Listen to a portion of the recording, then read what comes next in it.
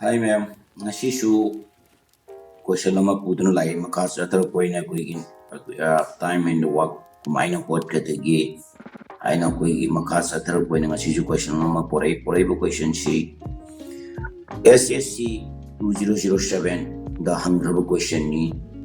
question sing si time and work almost loin mane adubu aina porai bu je koi kumain na holi kumai to different way bu pora kanda what bu ai koi ni yeng si haina properly ko masi pore ko question ji su combine high ge have matam da question jai pe her ke just me and twice is a good as a bobby and together they finish a piece of the work in the 18 days in the how many days will just me alone finish the work hai badi masai ki question ji da hai ri baji just me ga bobby ga masai suba tabakshi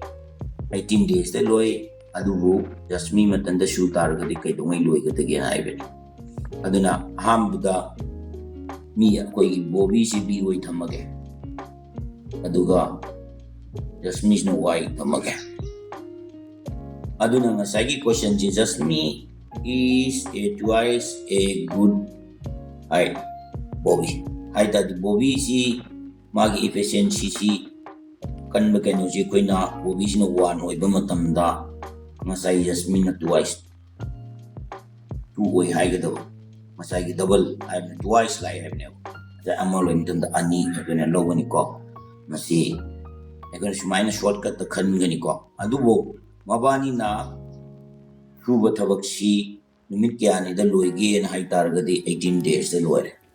so 18 days the piece of work is 18 days so adi targadi 18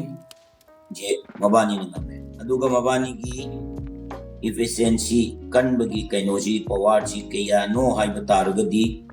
masai gi bobina 1 jasmine 2 oi targadi ani ji plus to targadi 3 lani deida masai gi thabak sida mioi kaya sang si mioi ani hai badi jasmine and the bobby adu divide tawro ina divide tawro ba matamda kedo game tamda tawro 2 18 ja 9 adu ita di 9 into 3 kya tare 27 days 27 days so 27 tare adu duna answer si 27 ni sini ko gi wag in the time gi ekoi kara mi maming change tawbugumba mi maming piram dawgumba sugumba sini SSC gi exam da yam toina ngi bisi masi question mari natar manga lakani haiba question si ai video sigi wera pada ya hapake yengu aduga nako su kumai note ke hai badu